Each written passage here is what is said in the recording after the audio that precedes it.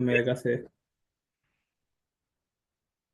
Ya, entonces, estamos viendo nosotros que pasé a apretar el marcador mal. Tenemos entonces nosotros, bueno, teníamos glutamato y tenemos también acá el GABA, ¿ya? El GABA, como les mencioné anteriormente, es un neurotransmisor inhibitorio. Estructuralmente son bastante parecidos. Químicamente el GABA se forma al quitarle el ácido carboxílico, ¿ya? Eso también es algo importante en esto. Eh, Y ese cambio pequeño, como les mencioné anteriormente, hacía que uno fuese excitatorio y el otro fuese inhibitorio, por la pérdida de ese grupo COOAT, ya que transforma completamente la función.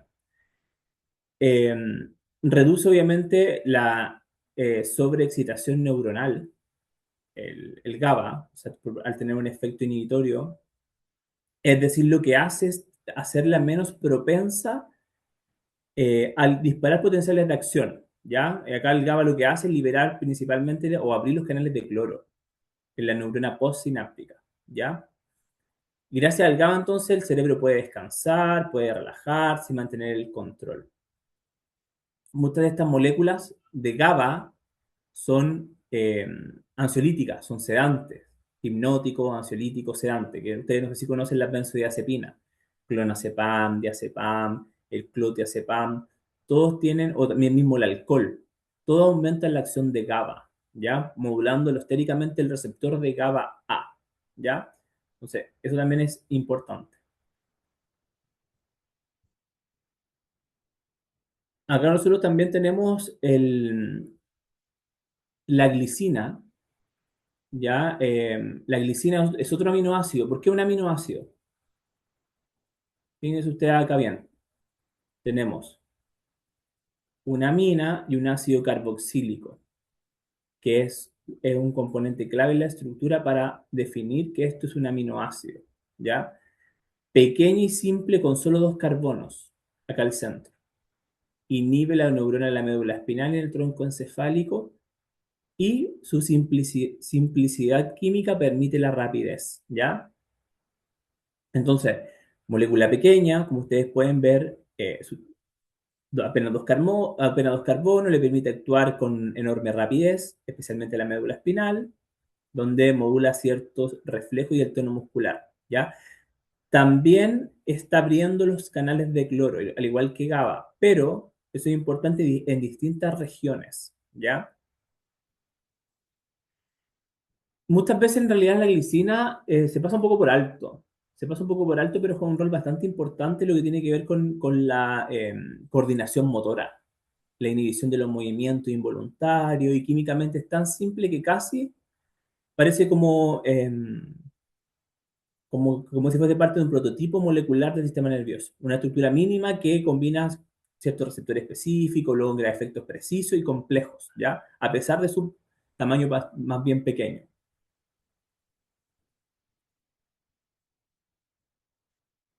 Entonces acá es lo que nosotros, ya algunas cosas que yo ya se las dije, es que tiene que ver con el equilibrio en cuanto a la inhibición y la excitación.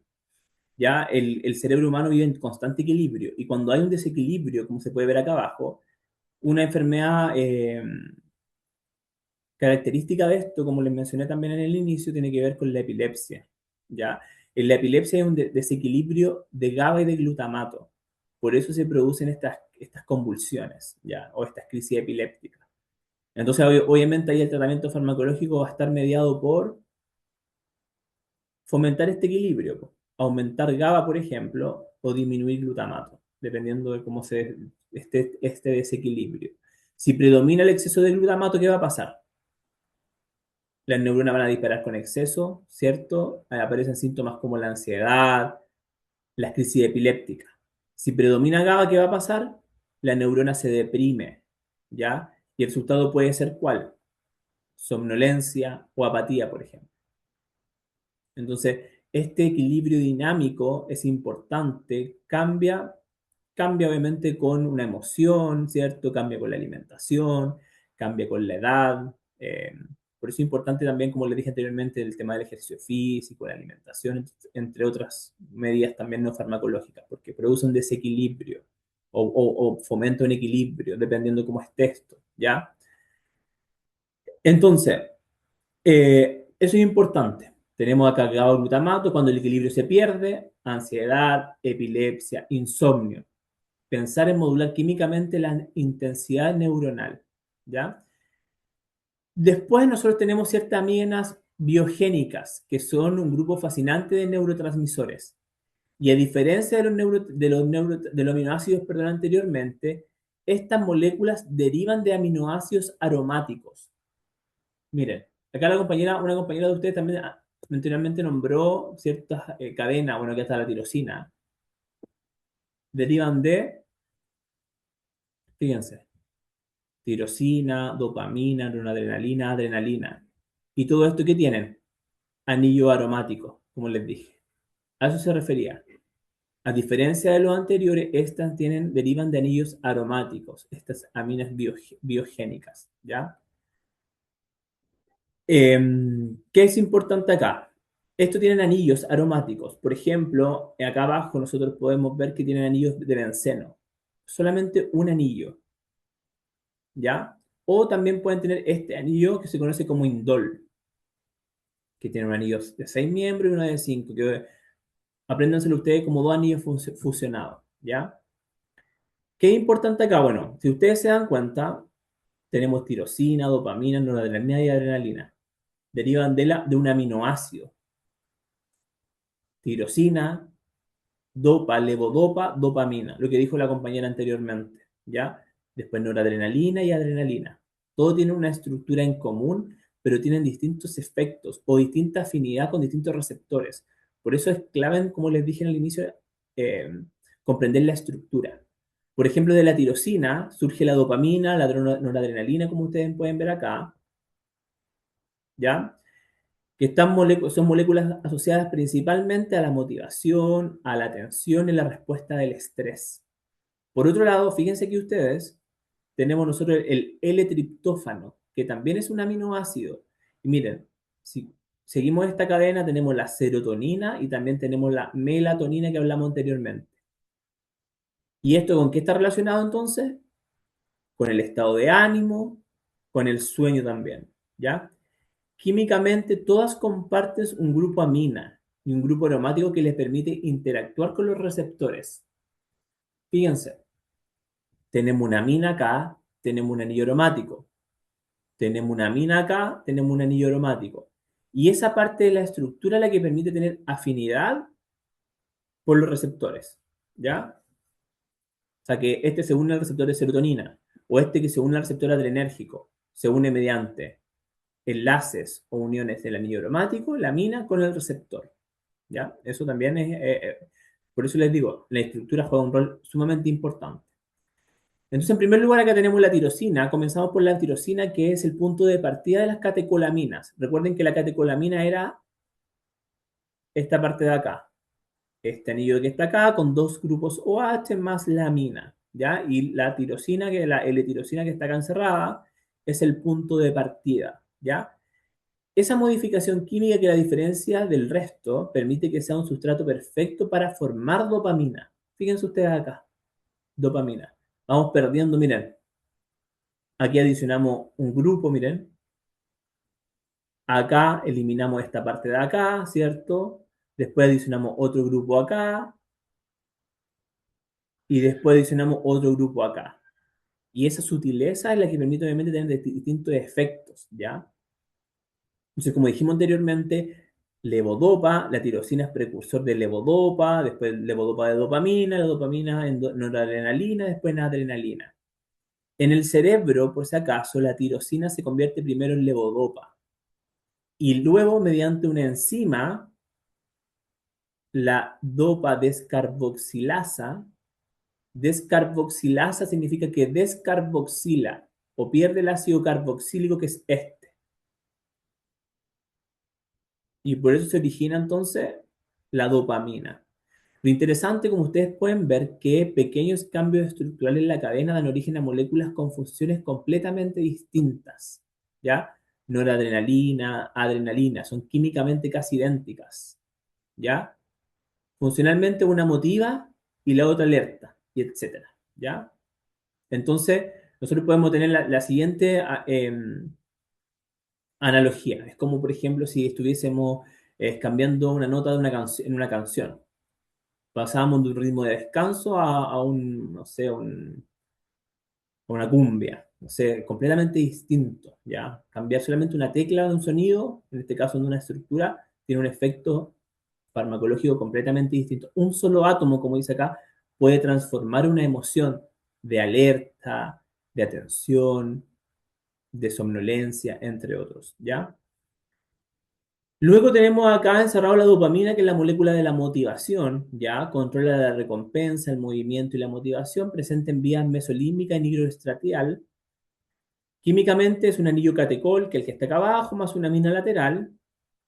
Y la dopamina es el neurotransmisor quizás el más famoso, ¿ya? Y con una razón químicamente que tiene lo que les mencioné anteriormente. Y funcionalmente la dopamina, también como les mencioné, es el motor del comportamiento dirigido principalmente a metas. Regula la motivación, el placer, la curiosidad, el aprendizaje por recompensa, entre otros, ¿ya? Acá también importante es dónde se encuentra la dopamina a nivel cerebral. Como dije acá, hay una vía mesolímbica que está relacionada principalmente con la motivación y la gratificación. Y la nigroestriatal está relacionada principalmente con el movimiento, ¿ya? Y tenemos también la vía mesocortical, que está vinculada con la atención y la toma de decisiones. Y eso obviamente tiene que ver con la dopamina, qué tipo de receptores se une y dónde se une. Y eso nuevamente está relacionado con la estructura también, ¿ya? No sé si hasta acá tienen alguna duda. Yo lo que les quiero mostrar acá, por si acaso, no es que ustedes se aprendan la estructura, es que sino que vayan viendo que conceptos que a ustedes les parecen tan familiares como dopamina, neurotransmisores de noradrenalina, adrenalina, aminoácidos, todas tienen una estructura que tiene una estructura en común y una estructura que es distinta. Y esa diferencia en la estructura hacen que uno tenga una función A y el otro tenga una función B. Por eso es importante, como les dije, la estructura, porque después nosotros cuando sintetizamos medicamentos lo que hacemos es imitar ciertos patrones de la estructura para tener un efecto parecido, ¿ya? O un efecto contrario, o antagonizarlo, dependiendo cómo uno quiera unirse al receptor, ¿ya? Entonces, como le he mencionado muchas veces, esa es la clave de esta clase, que vayan comprendiendo que leves modificaciones, distinto efecto farmacológico, distinto efecto también en la atención, en el estado de alerta, en el estado de sedación, entre otras, ¿ya?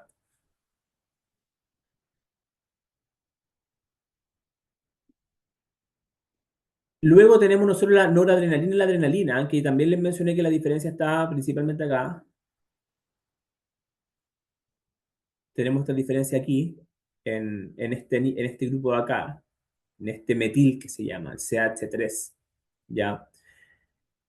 Eh, entonces, acá tenemos que la dopamina, se le agregamos un grupo hidroxilo, que sería este, y le agregamos un grupo metil, y obtenemos la noradrenalina y la adrenalina. Es decir, con solo dos pequeños cambios químicos, pasamos de motivación a un estado de alerta. Recuerden que la noradrenalina, la adrenalina tienen que ver con sistema nervioso simpático, estado de alerta, receptores adrenérgicos, ¿ya? La noradrenalina actúa ¿dónde? En el cerebro, regulando la atención, la concentración y la vigilia, nos mantiene despiertos y enfocados. De hecho, hay algunos antidepresivos que actúan a nivel de noradrenalina para eso, para mantener, mejorar la concentración, para mantenerte más en alerta y para subir el estado de ánimo, como una excitación, ¿ya? Y la adrenalina, bueno, la adrenalina circula por el cuerpo, ¿cierto? Prepara el organismo para la acción, aumenta la frecuencia cardíaca, la presión arterial, el flujo de oxígeno, y ambas comparten esta base de grupo catecol, ¿ya?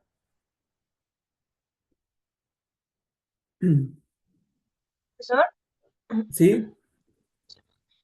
em, a ver, la adrenalina posee un grupo de metilo que unido al nitrógeno de la amina y la noradrenalina no lo posee. ¿Y cuál sería la Claro. enzima?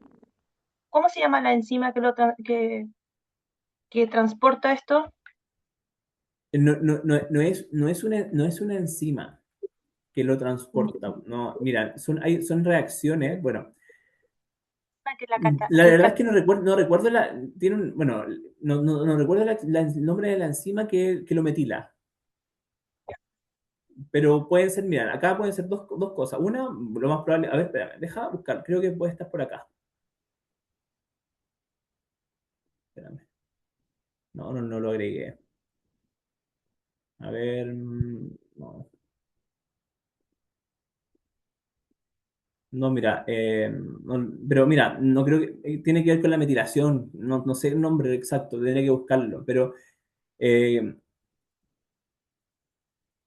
hay enzimas que, como dije anteriormente, por ejemplo, acá, descarboxílica que pueden metilar, ¿ya? Aquí.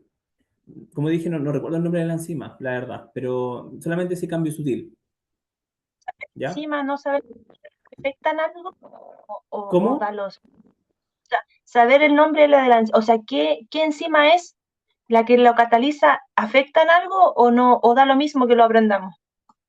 No, mira, para cuestiones por ejemplo, para cuestiones. Ah, ya, mira, aquí la busqué. Se llama, si no me acuerdo, la feniletanolamina N-metiltransferasa. N-metiltransferasa. Por eso se llama. N-metiltransferasa se refiere a eso, porque es como que se transfiere o se agrega un metil. ¿Ya? No, pero mira, generalmente no. Hay algunas enzimas que sí son claves, que es importante aprendérsela, pero esa es como. En bioquímica probablemente te pueden hacer aprenderte todas las enzimas de los cambios. Pero acá, al menos cuando se habla de la parte estructural, o química farmacológica o neuroquímica, si bien son importantes las enzimas, pero uno no se las aprende todas porque son un montón. Hay algunos cambios que tienen tres, cuatro enzimas, por ejemplo, la derivado de los estrógenos, los corticoides, las hormonas sexuales, hay un montón de enzimas que uno obviamente no se las aprende todas. Sí, obviamente te va a dar un plus sabértelas, sobre todo si tú, por ejemplo, ¿dónde es recomendable que tú te sepas las enzimas? Por ejemplo, si estás investigando un fármaco que tú quieres que sea similar a la adrenalina, por ejemplo, y tú tienes como sintetizado en una adrenalina. Ahí, claro, es importante que tú te sepas la enzima o qué enzima puede adicionar un metil, esas cosas. Pero para cuestiones de la clase, yo no les voy a preguntar. Bueno, acá se hace una actividad, no sé, el profesor Marcelo les dijo, que son em, preguntas de términos pareados, alternativas, y yo difícil que les pregunte el nombre de la enzima. Les voy a preguntar, por ejemplo, qué función tiene el neurotransmisor, o si es de carácter lipofílico, hidrofílico, o qué función tiene un grupo funcional, cosas así, pero no, nombre de enzima no lo voy a preguntar. Generalmente, como les digo, sí sirve aprendérselo, pero para cosas más específicas, porque son muchas enzimas y obviamente uno no las recuerda todas. Pero gracias por la pregunta. Ese profe. Entonces, después tenemos nosotros, pasamos ahora de otro gran grupo que son las aminas derivadas del triptófano. Aquí está encerrado el triptófano.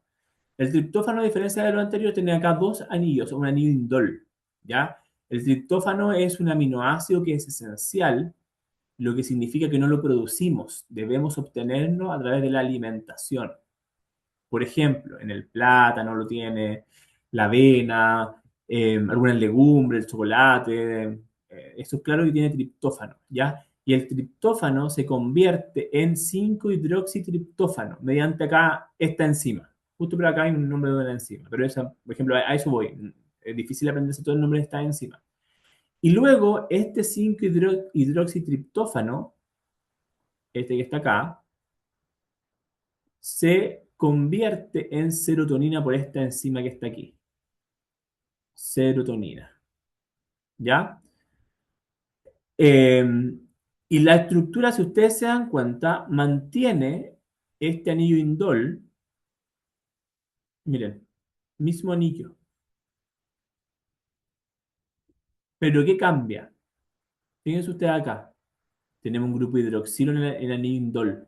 Y perdemos lo que estaba acá, que este es ácido carboxílico. ¿Ya?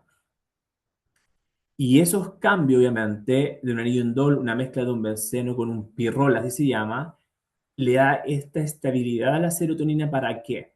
Para unirse a receptores específicos de serotonina, a los 5-HT, 1A, 1B, 2, 2A, 2B, etcétera, ¿ya?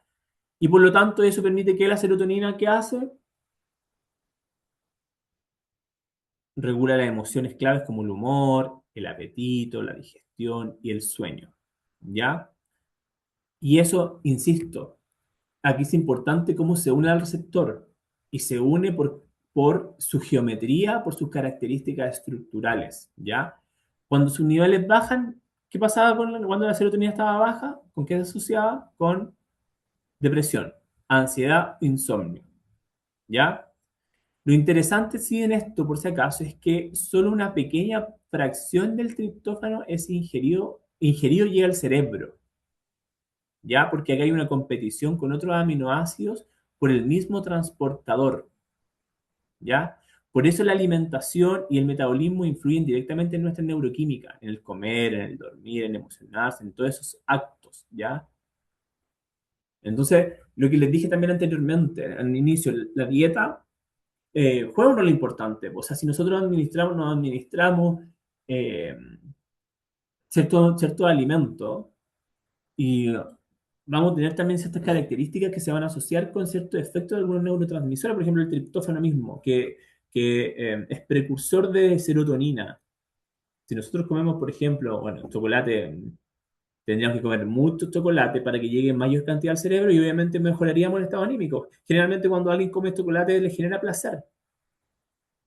Entonces, importante, como dije, la dieta, importante la estructura, importante también de dónde deriva la estructura, e importante cómo se une un neurotransmisor al receptor, ¿ya? Porque la serotonina, por su característica estructural, no se unía a un receptor de dopamina, porque nosotros cuando vimos anteriormente la dopamina tenía solamente un anillo de esto, tenía solamente esto, acá. Entonces, por eso cada uno de estos neurotransmisores es específico a un tipo de receptor, ¿ya? La serotonina, entonces, es uno de los mensajeros químicos más estudiados en el cerebro. Bueno, sí, nosotros ya lo sabemos. Deriva del triptófano, como se puede ver acá.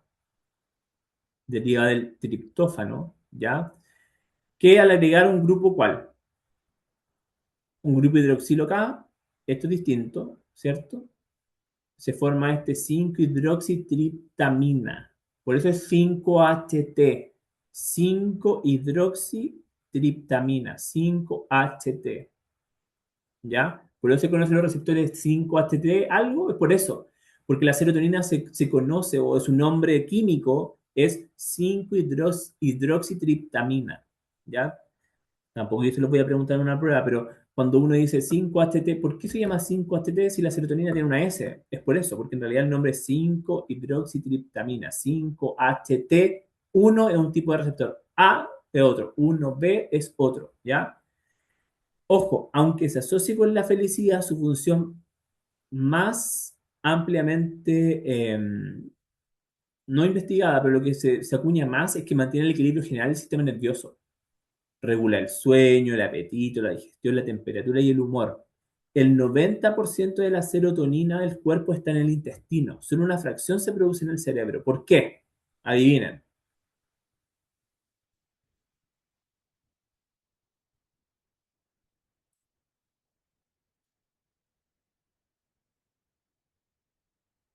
¿Por qué tenemos tan eh, poca serotonina en el cerebro? ¿Por qué creen ustedes?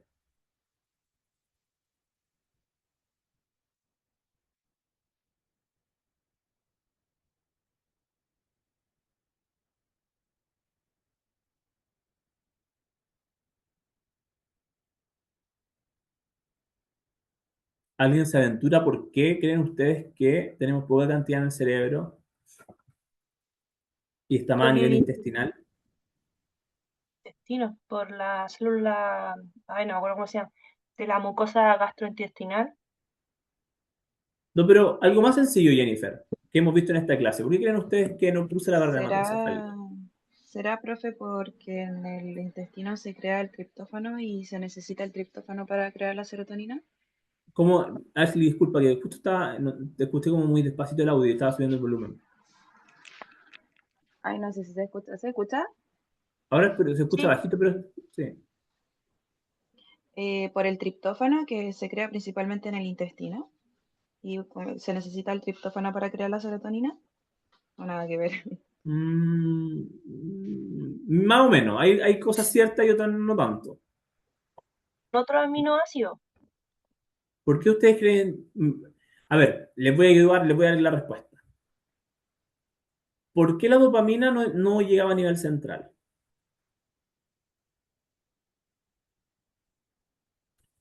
Profesor, ¿no tiene que ver como con esto de la lipofilia y la hidrofilia? Sí, por eso ahí, Sí, por ujú, ahí va. ya, sí, claro. Entonces, O sea, no recuerdo bien los conceptos, pero yo me imagino que la serotonina no se lleva tan bien con los lípidos de la barrera y por lo tanto no puede pasar. exactamente. Esa es la respuesta como más, la respuesta que yo esperaba. Eh, Ya, hidrofóbico, por si acaso, es más afín al lípido, sería más hidrofílica. ¿Ya? hidrofílica, sí, sí, sí. Sí. Entonces, pero miren, pero ¿por qué ustedes creen que puede cruzar? Un poquito. Bueno, esta respuesta quizás no sé si se les va a ocurrir, pero es por esto, porque el 5-hidroxitriptófano sí cruza mejor la barrera hematoencefálica un poco. No tanto, pero lo cruza. Entonces, por eso no lo encontramos igual serotonina en el sistema nervioso central. Porque su precursor, el 5-hidroxitriptófano, es el que la cruza, es como la levodopa.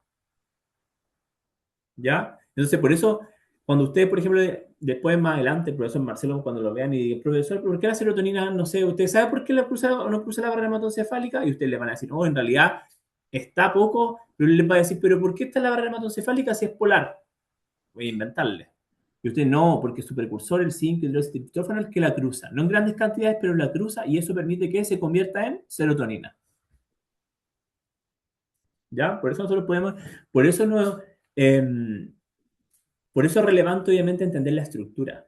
Porque, claro, nosotros a nivel central tenemos serotonina, po, pero en rigor no, estructuralmente no debiésemos tenerla sola. Y tenemos ese precursor que permite. Y obviamente, ya cuando cruza la barra hematoencefálica, después la serotonina ya empieza a hacer su efecto y se une a receptores. Y se une principalmente por esto, por este anillo que está acá en el centro y esta mina. Son como los puntos, siempre los puntos de anclaje son estos anillos aromáticos y la mina, donde está el nitrógeno. Por lo general, de todas las estructuras de los medicamentos también. O sea, ustedes ven un anillo aromático, ven una mina y dicen, ah, ya, ahí se une, es como un rompecabezas, ¿ya? Ahí se une el receptor y ahí se tiene su efecto farmacológico. Después tenemos la serotonina de los mensajeros químicos, como dije, más estudiado. Después deriva del triptófano. Y después nosotros tenemos también la melatonina, ¿ya? Eh, bueno, como les dije, el 90% bueno, aquí tenemos la melatonina. La melatonina tiene su importancia en el sentido de que nos sirve para mantener bueno, es una hormona de partida, la melatonina. Y la melatonina está relacionada con los ritmos circadianos, ¿ya?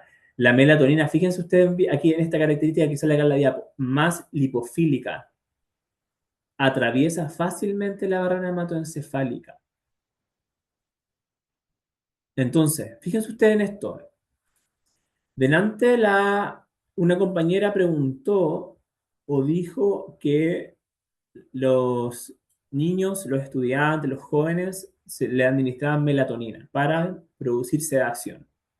Entonces ahora, ustedes ya con lo que han aprendido de esta clase, tienen que obviamente ya entender por qué produce sedación. Y eso está relacionado por el cruce de la barrera hematoencefálica, por sus características estructurales, que en este caso la melatonina, a diferencia de la serotonina, esta sí cruza la barrera hematoencefálica. ¿Y por qué? Miren, la serotonina tiene este grupo, este OH que da polaridad. Acá ya no lo tenemos.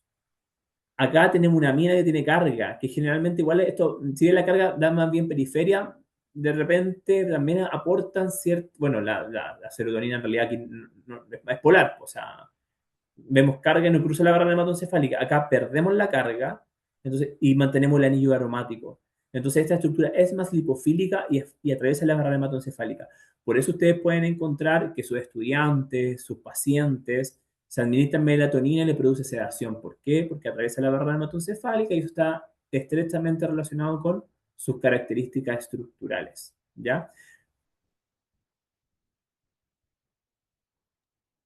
Profe, entonces sería de segunda, ¿Cómo? ¿está considerada como de segunda generación? No entendí la pregunta. Por ejemplo, la primera generación, que es cuando a mí no pasa esta barrera, sino que como que la pasa a media, como por ejemplo, los medicamentos que son para la alergia. Ah, ya te entiendo la pregunta, ya, mira. No necesariamente, ya, mira, voy a poner en contexto lo que hizo la compañera. Los medicamentos que son para la alergia, algunos se conocen de primera generación porque todos atraviesan la barrera hematoencefálica y producen sedación. Y hay unos de segunda generación, como la delloratadina, por ejemplo, la levocetiricina, la cetiricina, que son de segunda generación que no producen sedación. Pero acá no se extrapola esa característica o esa definición. Es estrictamente con los fármacos antialérgicos antihistamínicos. No, Ya, acá no es que uno diga segunda generación no producen sedación. Eso se da en los fármacos antihistamínicos, antialérgicos. ¿Ya?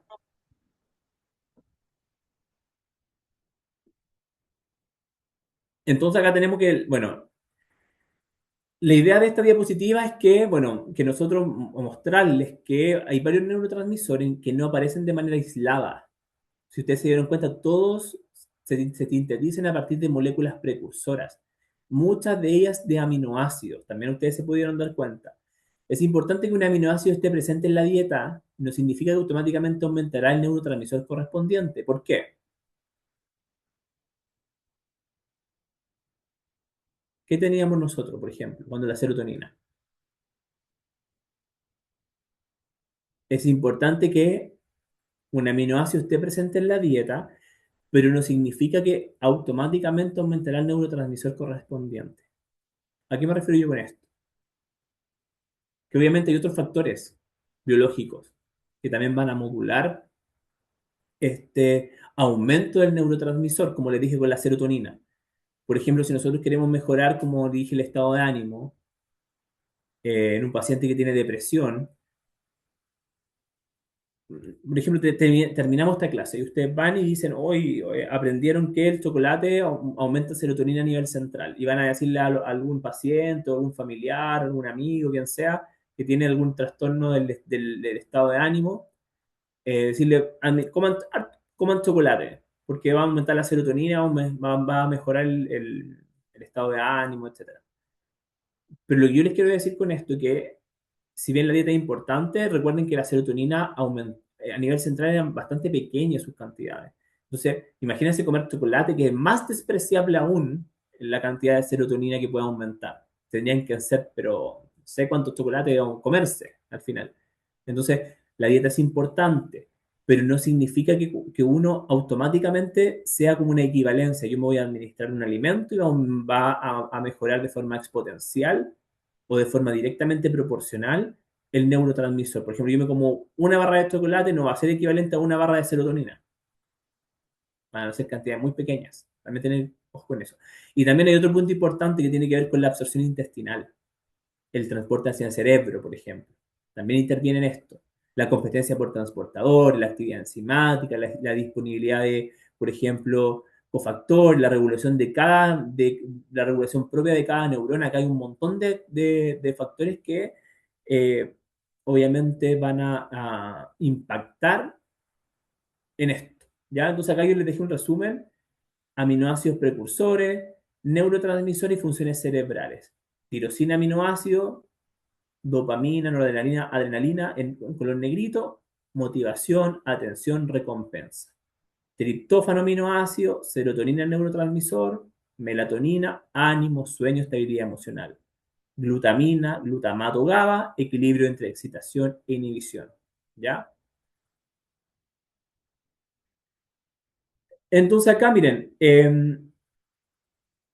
fíjense bien, acá les dejé como cierta comparación estructural, ciertas actividades, una actividad que por tiempo la voy a ir desarrollando yo, ustedes también pueden obviamente ir ayudándome. Acá tenemos comparar la dopamina, esta es la dopamina, con la serotonina. Las dos tienen una amina, que está acá, ¿ya? La diferencia está en esto: un anillo con estos dos grupos y un anillo más grande, ¿ya? Y esa pequeña diferencia estructural obviamente va a qué?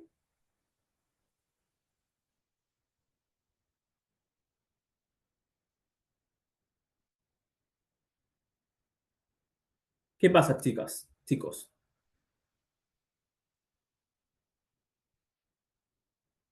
Para que vayamos relacionando la materia, miren.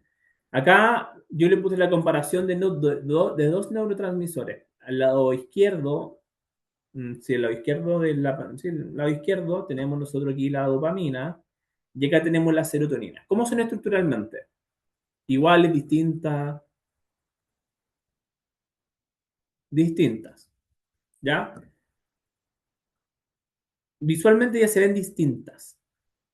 Y esa diferencia en cuanto a su diferencia en cuanto a su estructura cambia la afinidad por los receptores. La dopamina se une a receptores dopaminérgicos y la serotonina a receptores serotoninérgicos. Y eso obviamente también cambia que la dopamina tiene un efecto estimulante y activa y la serotonina estabiliza y regula, por ejemplo. Entonces, esta constante muestra que la forma tridimensional de la molécula es finalmente como el idioma, entre comillas, del cerebro, que nos va a permitir a nosotros lo que una molécula dice. Depende de la geometría de la estructura. O sea, eso tienen que ustedes, como les dije, quedarse de la clase. La estructura va a permitir, o esta geometría, que se una al receptor y que tenga un cierto efecto de estimulación, de activación, de regularizar el ánimo, del apetito, y que como todo eso obviamente impacta en lo que ustedes también quieren aprender, que tiene que ver con el aprendizaje. Ya, acá yo les puse, les dejé como la diferencia en cuanto a la estructura. Yo difícilmente les voy a preguntar eso en el test que van a tener ustedes, pero les voy a preguntar como generalidades, ¿ya? Y ustedes deben ya saberlas después. Después, miren, fíjense bien, la similitud entre neurotransmisores y fármacos, esto lo vamos a ver con mayor detalle en la próxima clase. Pero dense cuenta de lo siguiente, miren. Tenemos nosotros que hay muchas sustancias que son psicoactivas que funcionan porque imitan a las aminas biógenas naturales. Tenemos, por ejemplo, esta estructura de acá. Es la anfetamina, ¿ya? Que es una copia estructural, si ustedes se pueden dar cuenta, de la dopamina. Aquí está. Este ejemplo es este que está arriba, este de acá es este de aquí, y el último del GABA-baclofeno es el que está acá abajo, ¿ya? Entonces, lo que les dejé a ustedes encerrado son los fármacos, y el del lado es el neurotransmisor. Entonces, tenemos en este caso, miren, dense cuenta de algo importante, a ver si ustedes lo pueden descubrir. ¿Qué característica tenía la dopamina en cuanto al cruce o no cruce por la barrera hematoencefálica?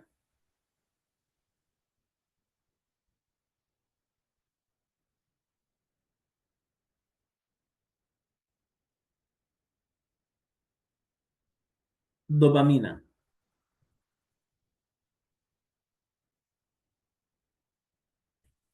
Profesor, disculpe, ¿puede repetir la pregunta porque no la escuché? Ya, mira. Yo le estoy preguntando, mira. Acá tenemos un neurotransmisor y tenemos un fármaco. ¿Ya? Esta es la dopamina. Y yo les estoy consultando cómo actúa la dopamina en la barrera hematoencefálica. O actúa o no a nivel central. Que la dopamina no atraviesa la barrera Ya. hematoencefálica Exactamente. porque, ¿Cierto, Jennifer? Ya. Y miren, fíjense ustedes acá. Anfetamina. ¿La cruza o no la cruza y por qué?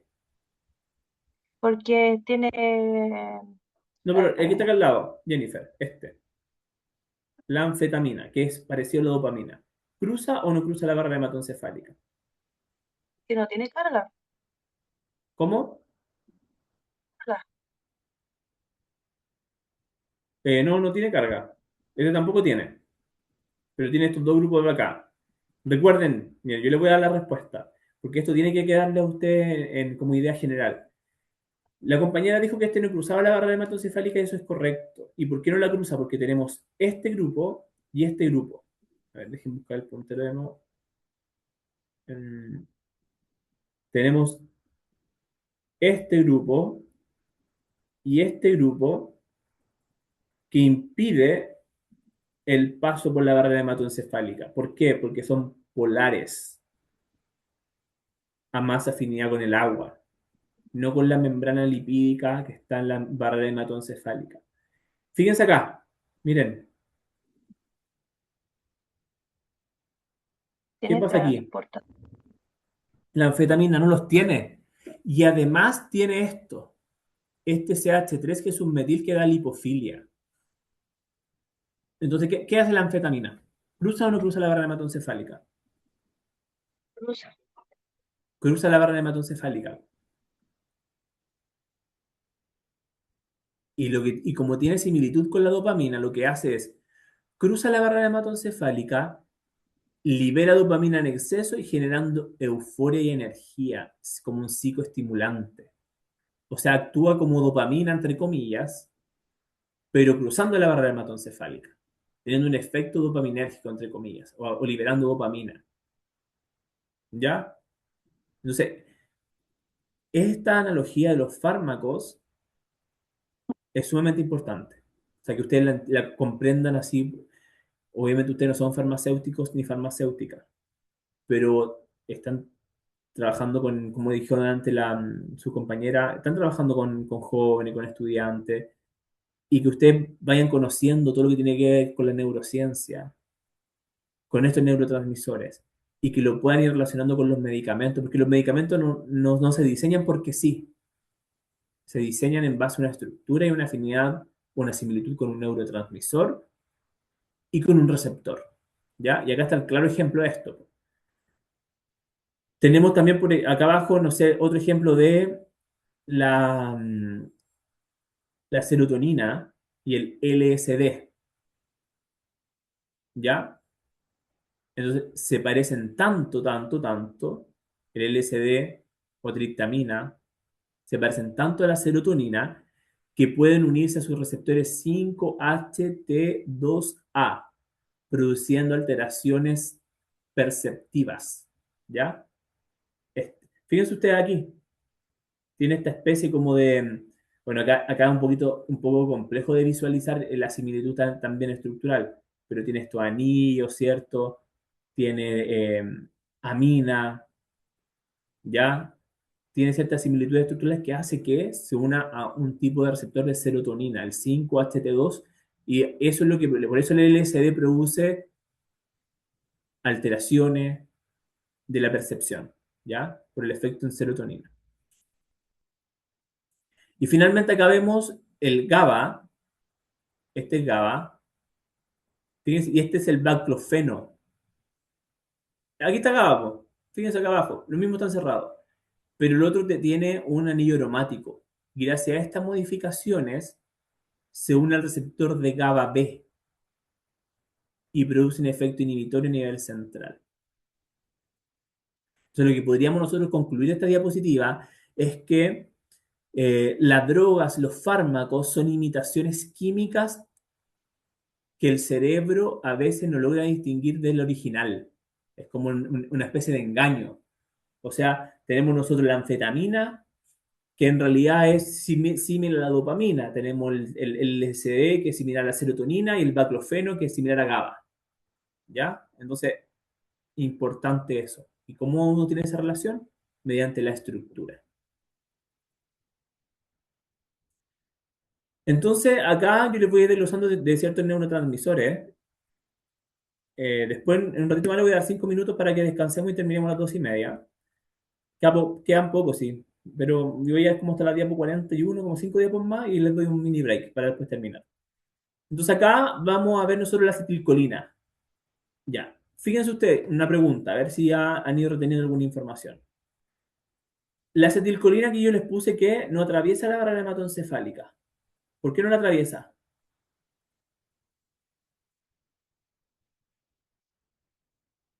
¿Quién se aventura a decirme por qué no atraviesa la barrera hematoencefálica?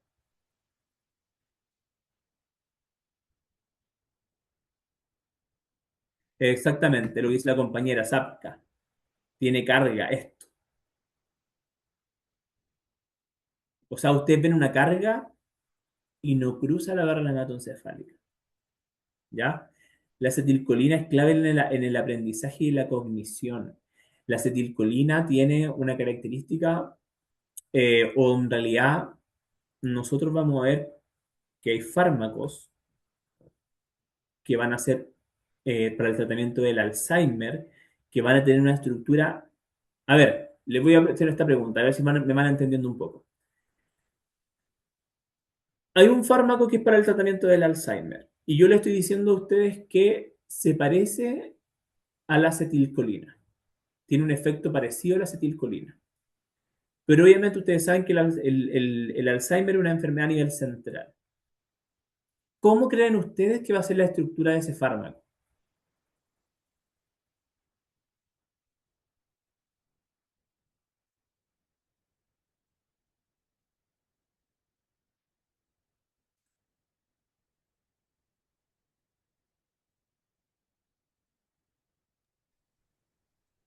Se me ocurre que no tiene que tener cargas y tampoco grupo hidroxilo. Ya, pero miren, Pamela, súper bien. Miren, lo que va a pasar es lo siguiente. Inventemos, yo les voy a inventar una estructura. Imaginémonos que tenemos un fármaco para el Alzheimer. Ya, yo aquí estoy dibujando horrible, pero inventemos acá un anillo aromático. Vamos a tener esta misma estructura de la acetilcolina muy parecida, pero esto. Vamos a eliminar la carga. Entonces ustedes se van a dar cuenta que un fármaco para el tratamiento del Alzheimer va a ser muy parecido a la acetilcolina, pero no va a tener carga porque va a tener que atravesar la barrera hematoencefálica. Entonces, ¿qué va a hacer eso? En enfermedades neurodegenerativas como el Alzheimer, hay una pérdida de neuronas colinérgicas, ya que provoca alteraciones de la memoria y orientación, lo que refleja la importancia de esta molécula en la cognición. Sí. Va a atravesar la barrera hematoencefálica, vamos a tener mayores neuronas colinérgicas y mejoraría, entre comillas, o va a mantener, o va, en realidad lo que hacen es que no progrese tan rápido la pérdida de neuronas colinérgicas, ¿ya? En la memoria. Pero es por eso, regula la tensión, memoria y contracción muscular, pero en el tratamiento del Alzheimer es como que lentece la enfermedad. Y es por eso, porque nosotros no estamos metiendo un fármaco que es similar a la acetilcolina, neuronas colinérgicas, pero llegamos a lo mismo adelante. Si nos administramos, por ejemplo, acetilcolina sola, como la dopamina, no vamos a ganar nada porque no va a atravesar la barrera hematoencefálica, porque tiene carga. En cambio, los fármacos para el tratamiento del Alzheimer son similares a la acetilcolina, pero sin carga. Eso resumiendo, ¿ya? Bueno, acá esto quizás no lo voy a entrar en tanto detalle, pero acá es como se sintetiza la acetilcolina, que es un proceso simple que está en el citoplasma de la neurona presináptica, de colina. Acá la colina acetiltransferasa se convierte en acetilcolina, después acá está la vesícula, pero no, bueno, esto no es tan importante para esto, ¿ya?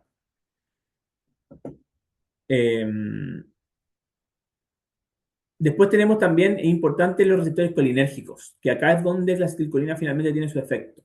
Tenemos los receptores ionotrópicos, que son rápidos, que acá encontramos los receptores nicotínicos, que son colinérgicos, que es donde la acetilcolina hace su efecto finalmente. O también tenemos los metabotrópicos, que activan a la proteína G, que son receptores más lentos y más duraderos.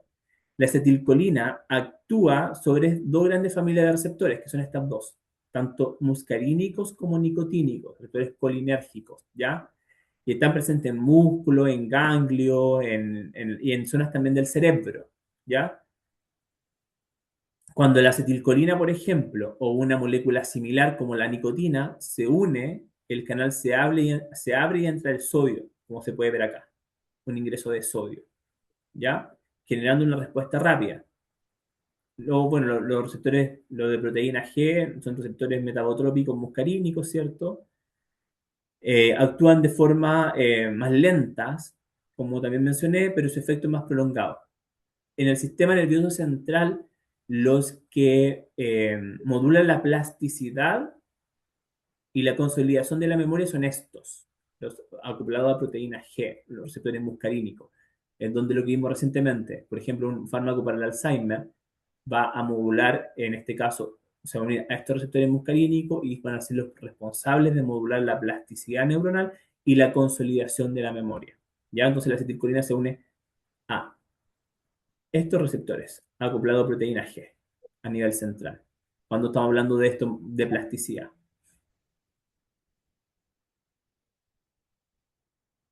También tenemos los péptidos neuroactivos, que estos péptidos neuroactivos son moléculas más grandes formadas por cadenas cortas de aminoácidos.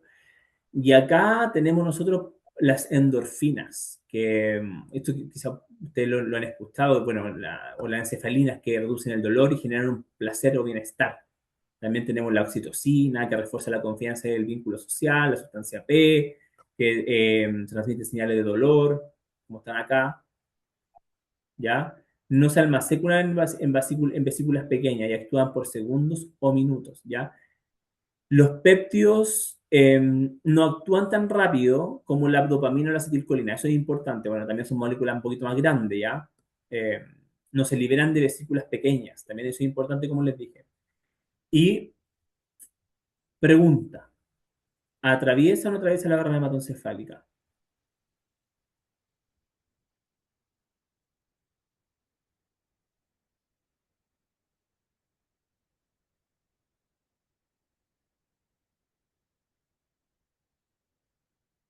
Bueno, aquí está la estructura. Se puede ver que son cadenas, más bien, cadenas cortas de aminoácidos, pero en realidad la estructura es un poquito voluminosa. Entonces, al ser una estructura grande, no va a atravesar la barrera hematoencefálica. Químicamente, su tamaño impide que atraviese la barrera hematoencefálica, por lo que se sintetizan y actúan localmente desde una perspectiva evolutiva. Los péptidos representan un sistema de comunicación, ¿ya? También es importante los péptidos neuroactivos, ¿ya? Y acá tenemos la endorfina. ¿Y por qué son importantes las endorfinas? ¿Ustedes eh, en qué función tienen esta endorfina? Generan bienestar, relajación y analgesia. Y acá las endorfinas tienen una similitud estructural con los analgésicos opioides, como la morfina, por ejemplo, el tramadol también, la codeína, ¿ya? Y eso sí atraviesan la barrera hematoencefálica, ya por si acaso. Ya su nombre viene de este caso de endógeno, de morfina endógena, que está dentro del organismo, ¿ya? Y acá también llegamos a lo mismo que les dije hace un rato. Es importante acá la endorfina. ¿Cómo se produce la endorfina? En el ejercicio intenso, en la risa, situaciones de logro, ¿ya? Y químicamente está conformado por muchos aminoácidos. Acá hay una cadena repetida de muchos aminoácidos.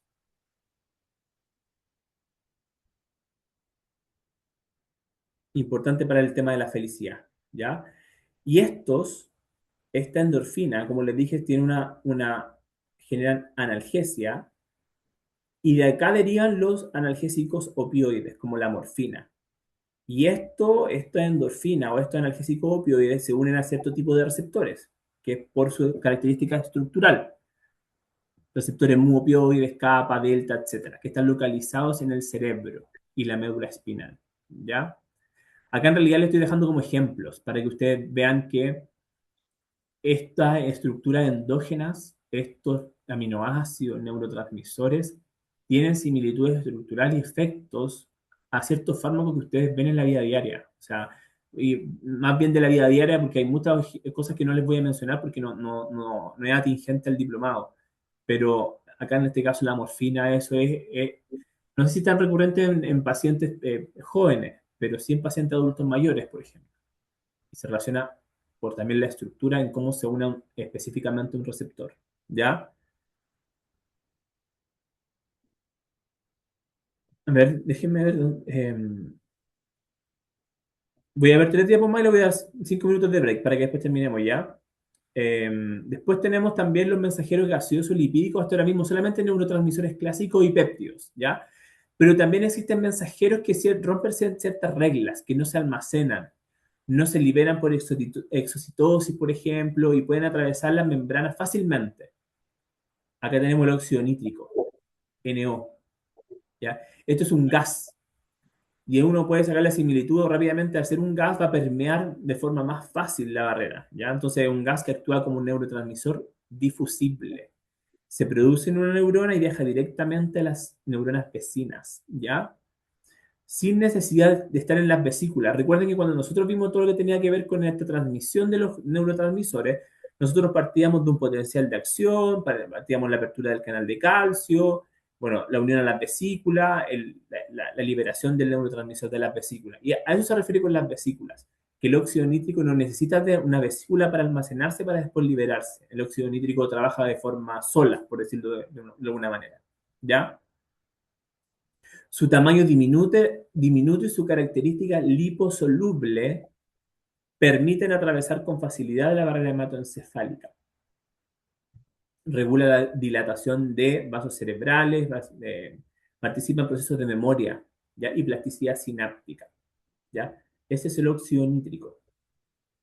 Y por otro lado tenemos la anandamida, que es un lípido endógeno del sistema cannabinoide, ¿ya? Es un endocannabinoide derivado de lípidos, ¿ya? De membrana.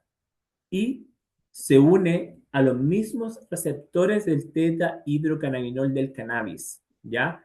Y ustedes saben que la cannabis modula el placer, modula también la memoria, la percepción del tiempo, entre otras, ¿ya? Anandamida, acá, la estructura, ¿ya? Estos mensajeros muestran que la neuroquímica no se limita solamente a aminoácidos, ni tampoco se limita a péptidos, ¿ya? Sino que también pueden utilizar gases para poder comunicarse con estructuras lipídicas, ¿ya? Acá tenemos la anandamida, bueno, la anandamida, miren, fíjense ustedes, una estructura súper lipofílica. Lipofílica, por lo tanto, doble enlace, doble enlace, doble enlace. Fíjense bien, atraviesa fácilmente la barrera hematoencefálica. Similitud con los receptores cannabinoides, CB1 y CB2. ¿Por qué? Obviamente por sus características también estructurales. Eso también es importante nuevamente. Entonces, insisto, quizá ustedes están diciendo hoy tanta información que me dan o cosas que no entienden. Acá yo quiero que ustedes se queden con conceptos claves, que la estructura juega un rol preponderante en el efecto, en el aprendizaje, en el estado, por ejemplo, de alerta, en la unión a un receptor, en cómo se ancla un receptor, en si llega a nivel central o no, ¿ya? Y a diferencia de los neurotransmisores clásicos, estos no se almacenan, se sintetizan bajo demanda y se degradan rápidamente. Químicamente, como ustedes pueden ver, es bastante lipídico, es una grasa, finalmente, ¿ya? Que permite atravesar la barrera hematoencefálica y derivan de ácidos grasos, como dice acá. Ya, les voy a dar entonces 5 minutos, volvamos a las 12:06, ¿ya? Para que después terminemos, quedan poquito, sí, para terminar a las 2:30, ¿ya? 12:07 volvemos.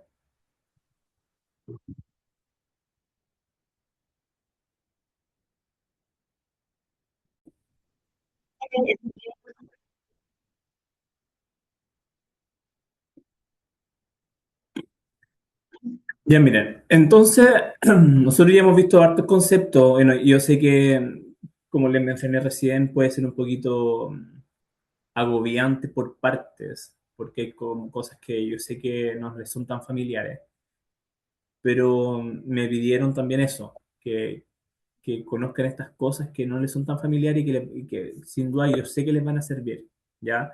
Le van a servir por cultura general, en su ámbito profesional y para ir entendiendo mejor lo que van a ver más adelante en el diplomado o lo que ya vieron, ¿ya? Entonces, acá, bueno, yo hartas veces le he hablado de receptores, ¿ya? Que son como dice ahí, cerraduras químicas del cerebro. Toda la neuroquímica en este caso, lo que hemos visto se resume en la afinidad molecular. Y acá es donde juega un rol importante la estructura nuevamente. Cada neurotransmisor tiene un receptor que reconoce su forma tridimensional y su distribución de cargas eléctricas, ¿ya? Es como lo que les decía anteriormente. Acá tenemos, por ejemplo, la serotonina, que está como una forma más o menos triangular, pongamos. Y el receptor, obviamente, debe ser capaz de reconocer esta forma tridimensional. ¿Ya? Esta proteína, un receptor es una proteína con cavidad específica, específica ¿para qué? Para un neurotransmisor, que es una molécula que encaja por forma y por carga. Entonces, por eso es que nosotros tenemos, como les dije, todo el rato en la clase, distintos efectos, ¿ya? Y esa interacción está dada por enlaces iónicos, puentes de hidrógeno, fuerzas de Van der Waals, ¿ya?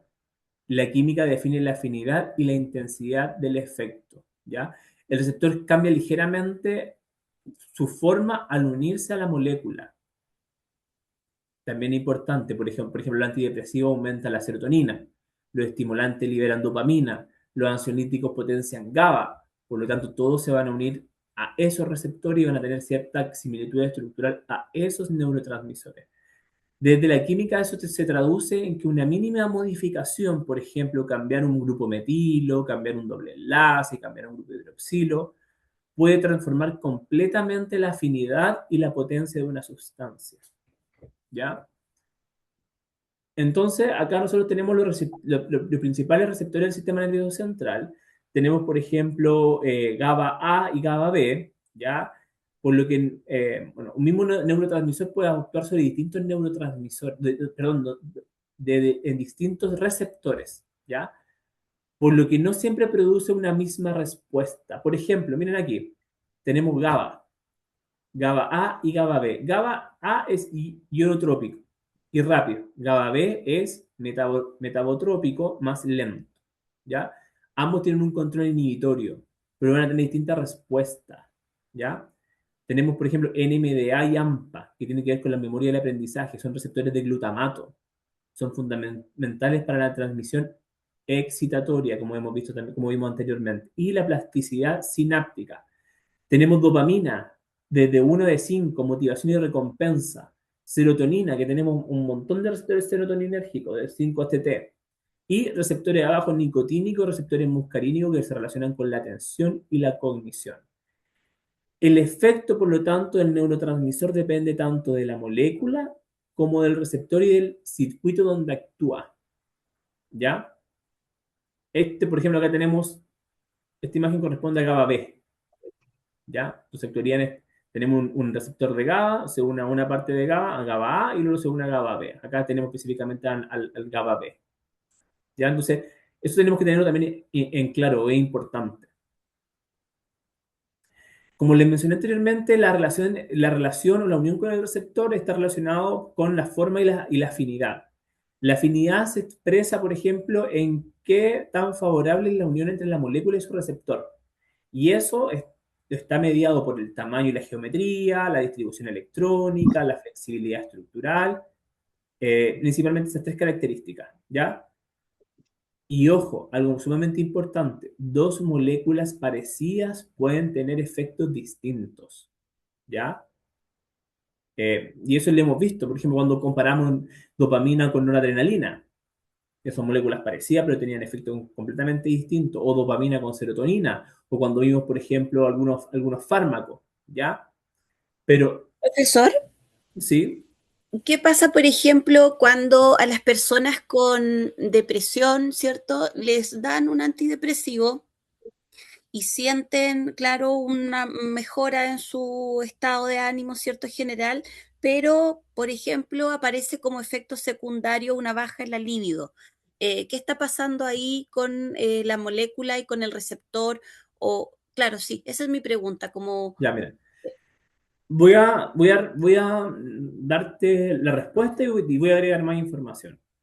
Lo primero, que no tiene que ver con la pregunta, es que, como consejo, cuando ustedes conozcan a un paciente que parte con una terapia antidepresiva, mencionarle que a lo menos las 2 o 3 primeras semanas van a presentar efectos adversos, como lo que se me mencionó recién, como disminución del alivio, por ejemplo, o mareo, dolor de cabeza, ¿ya? Y eso tiene que ver principalmente porque hay una desensibilización de los receptores de serotonina. La serotonina, los receptores están como desensibilizándose, como queriendo aceptar la serotonina, pero no la aceptan todavía, por decirlo de una forma más sencilla. Eso es lo primero, en cuanto a la práctica. Y después, en cuanto a lo que se me preguntó, claro, después de generalmente de 3 semanas, un mes, el paciente recién empieza a ver efectos farmacológicos. Empieza a subir el estado de ánimo, en algunos casos mejora la concentración, dependiendo cómo sea su cuadro depresivo. Pero no hay que olvidar también que la serotonina también está relacionada con la libido. Ujú. Lamentablemente, algunos efectos adversos son parte de. No es que sea un Entiendo. problema como del receptor, sino que el receptor, hay distintos tipos de receptores de serotonina, como pudimos ver o como lo vieron con el profesor Marcelo. Entonces, cuando nosotros inhibimos de forma selectiva la recaptura de serotonina, muchas veces involucramos cierto tipo de receptores de serotonina que están relacionados con ciertos efectos adversos. Mm, ¿Ya? Entonces, lamentablemente, en algunos más que otros antidepresivos, es un efecto bastante común. Y es bastante común y normal porque es parte del el efecto farmacológico de unirse a, a un tipo de receptor de serotonina, o un 5-HT, ¿ya? ujú. Entonces, Ya, lamentablemente no hay ninguna solución. La claro. solución sería cambiarlo desde familia, que la serotonina generalmente algunos causan ese problema, o hay otro de la familia que puede producirlo menos, pero lamentablemente es como parte de. Ya, Entonces, lo claro, que igual diría. he visto, ¿Mm? sí, sí, también he visto que, por ejemplo, dan ciertos antidepresivos y como efecto secundario aparece ¿Cómo? No escuché la última el parte. aumento de las ideas suicidas, por ejemplo. Ay, sí, es que no estoy con muy buena señal. No, lo que pasa es que igual he visto que han recetado en ciertas personas antidepresivos y justamente el antidepresivo aumenta la idea suicida y ahí lo cortan, lo sacan inmediatamente. Eso está raro, sí. Lo he visto con la venlafaxina. Pero ¿cuánto tiempo administrada? ¿Cuánto le habrán administrado en cuanto a plazos? Tres No, por semanas, ¿no? ejemplo, ya, que eso es lo que pasa de repente. Eso hay que tener ojo. Sí, Los antidepresivos, por lo general, su efecto farmacológico deseado comienza a partir del mes, 3 semanas al mes. No es que la venlafaxina produjo una idea suicida en el paciente. Es que el mm, paciente todavía no tiene el efecto farmacológico de la venlafaxina, si es que en la primera etapa de la administración. entiendo. O también lo que puede hacer es que la venlafaxina, que actúa a nivel de serotonina y noradrenalina, no está siendo suficiente para tratar el cuadro depresivo,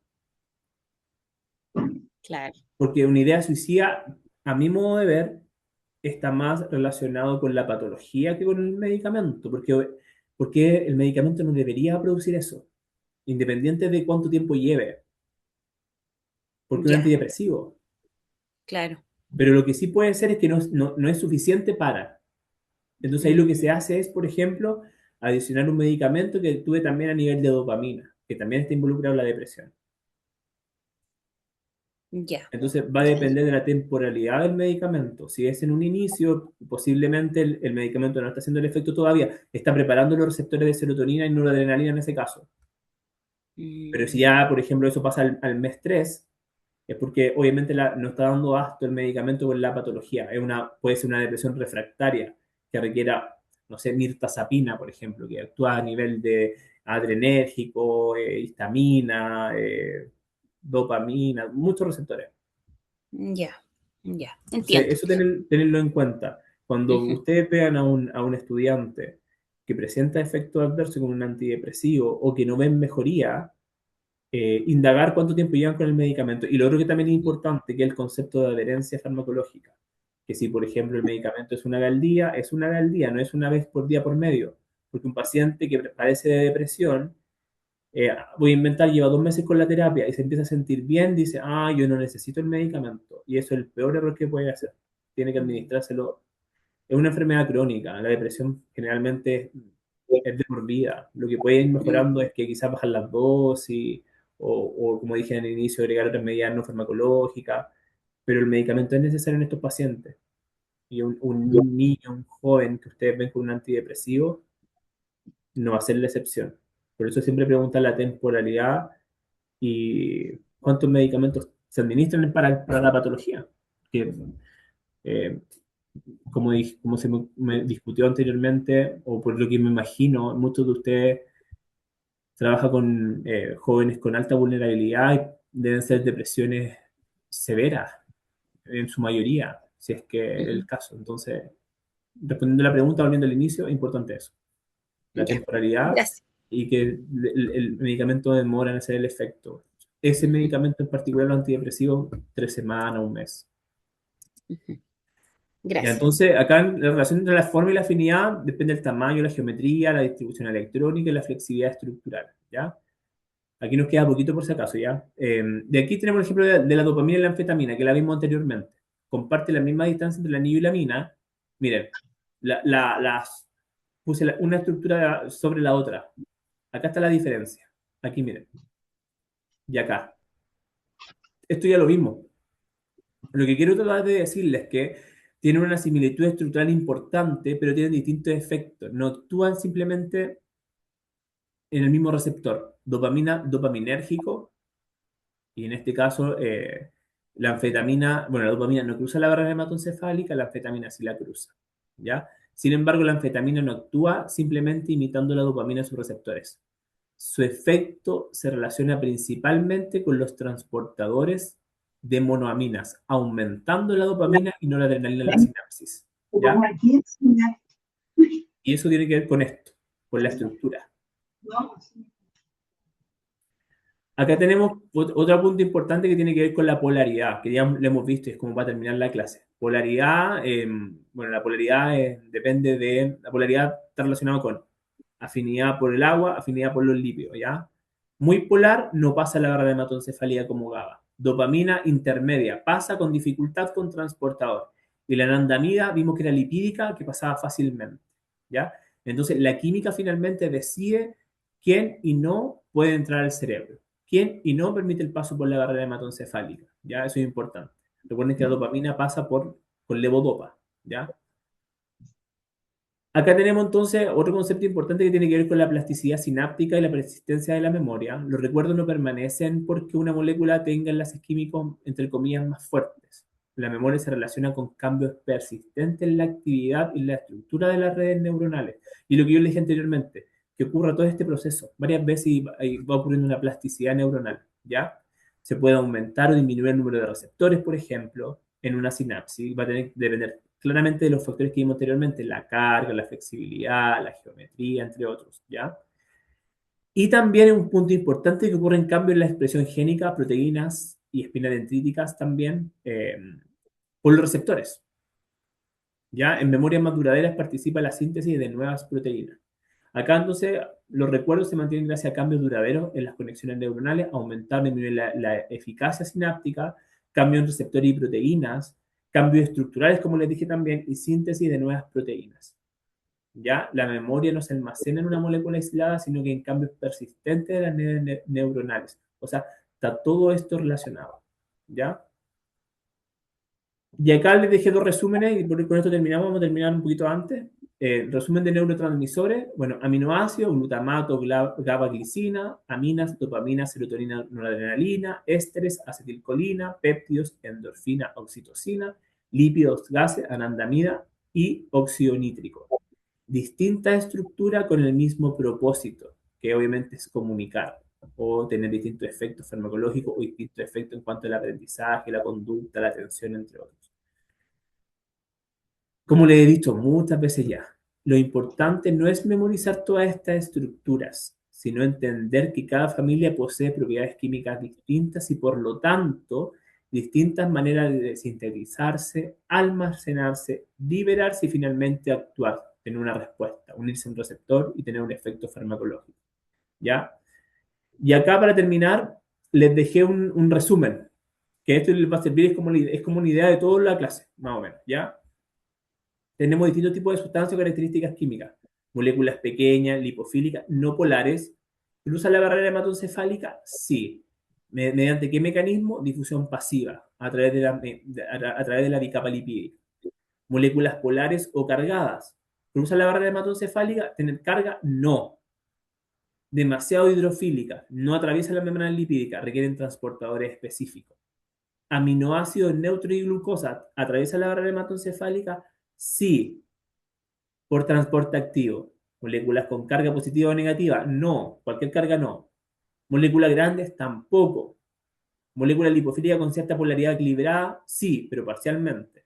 Péptidos, proteínas y anticuerpos, no, excepto con sistema de transporte específico. Sustancias gaseosas, sí. ¿Ya? Entonces, esto le va a servir a ustedes, esto es como el resumen, ¿ya?